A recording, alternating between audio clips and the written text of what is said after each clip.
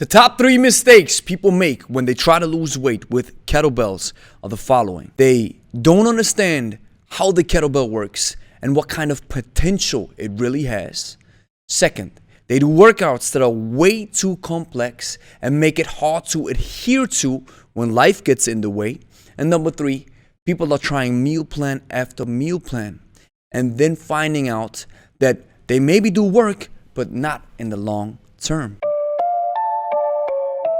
Grüß Veteran, Gregory von Lebe here. Let's take a deeper look into these 3 mistakes. We have talked about these 3 mistakes in the last podcast that we did on our YouTube channel, and we've talked about it quite extensively.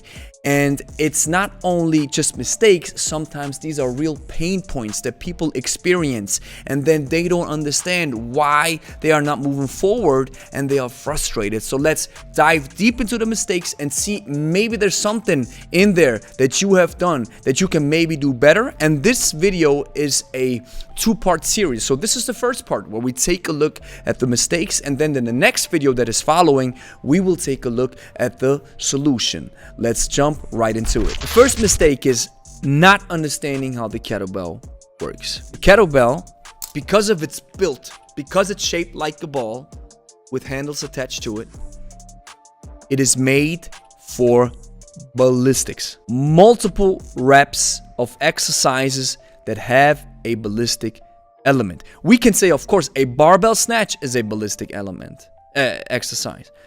A dumbbell snatch or a dumbbell clean and jerk can be a ballistic element. However, the kettlebell, because it's built like this, has a major and significant advantage when it comes to ballistics compared to barbells and dumbbells, because you can work for a very long time. Of course, you can use and do exercises that normally would involve a dumbbell, but if you miss out on the fact that the ballistic element of the kettlebell is where it shines the most, then you don't understand how it really works. And these are some pain points that many people have, and many beginners especially. And always consider this: we talk from the point of view of we have a beginner's perspective, because this is where we shine the most. This is where we have folks who walk in here who have never even heard about a kettlebell. So not understanding the kettlebell meant I couldn't discover its full potential. I remember first time picking up the kettlebell, I was like, what? I remember this so vividly, guys. How is this possible? I'm sweating like a pig, first of all, drenched in sweat. I was like, what? And it's killing me. Why is this thing killing me? Because I didn't know how to harness the power of the kettlebell. And I was so discouraged. I remember I was so discouraged. I was like, I'm not going to do this again. I was snatching, cleaning, and pressing, I think with a 12. And it killed me. And I couldn't even imagine picking up a 20. Why is it essential to understand it from the perspective of its potential and technique? Because with the kettlebell, you're not only working with free weights. Because when people transfer from machines, training with machines, where the machine does most of the work for you, right? You transfer to free weights. Free weights are like they're shaking. They don't know. They don't have maybe the kinesthetic sense. It's not as developed. They have a hard time, right? The free weights demands that your whole body leads and moves the weight through space without any assistance. All of your muscles, your stabilizers, everything has to work in unison, in accordance, in harmony to move free weights through space without any assistance. A lot of knowledge about biomechanics is important. Knowledge about your body, how it feels, how it responds, how it moves in space, proprioception, how your body recognizes itself, the feet on the floor, what the floor is like, and all that kind of stuff. So now that's what free weights do. And now do incorporate the ballistic element. If you incorporate the ballistic element into the free weight aspect of training, it gets even harder. Because we always say the ballistic element of the kettlebell is very, very unpredictable. Second, wasting time on programs that are too complex. and don't put beginner's needs up front. We always get that question. It's like, why are you doing the same workouts? Why do you keep doing swings, clean and jerk snatch, for example, like we did yesterday? Because they're the most bang for your buck exercises, or one of the most bang for your buck exercises. People are doing exercises in a very strange way, or they invent new strange looking exercises that sometimes, I have to mention this, that sometimes serve a specific value. There are exercises that may look strange, yet they serve a specific purpose. But sometimes people who use strange exercises, most of the times it's celebrities doing these crazy looking exercises, and it's like, whoa, they do those special kinds of exercises, those next level exercises, those outside of the box thinking exercises that make your biceps grow even bigger. And sometimes it's just rubbish. So we don't waste our time training with exercises that are not giving us a lot of bang for our buck. And sometimes we see complex workout schedules that aren't tested in the fire of experience with clients in real life. And most of the time they yield no to minimal results. If you do a crazy workout, all right, that you see on YouTube or Instagram, and I'm not talking bad about anybody, I'm just saying that's a completely different story if you teach it to somebody who never lifted or who never touched the kettlebell. It's a completely different story. And some workouts are built in a way where they haven't been tested in the fire of working with clients. Because if they had, they wouldn't have incorporated certain exercises, or they wouldn't have made it so complex, because most people are having trouble with remembering so many exercises, remembering so many rep ranges, remembering so many different time aspects, EMOM, all that kind of stuff. And that's another aspect that one client told me. He said, listen, when I hit the gym, I don't want to remember that stuff. I don't want to remember the weights. I don't want to remember the exercises. I just want you to show me what I got to do, and then I'll do it.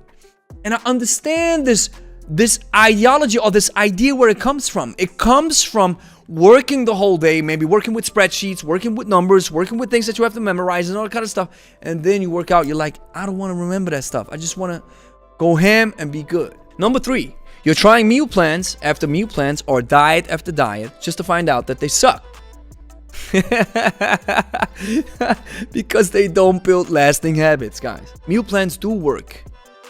It's not that they don't work, but they don't work long term most of the time. You can make a lot of money selling cookie cutter meal plans because it's easy.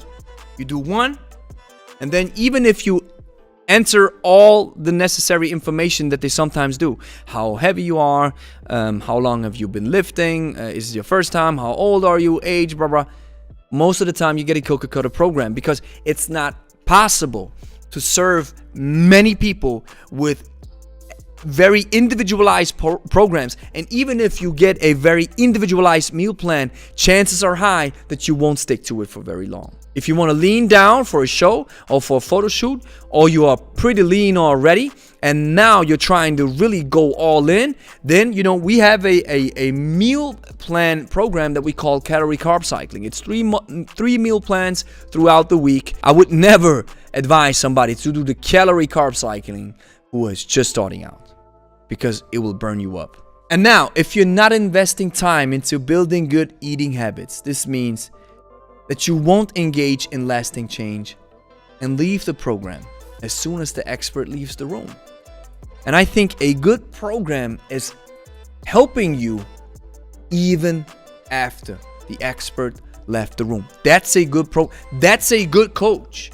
Steve Carter's influence, his imprint on me, is still lingering in my brain, in my thinking, in my execution of the exercise. After almost 2 years, June 2019, 1.5 years, I'm still thinking about the stuff that he taught me.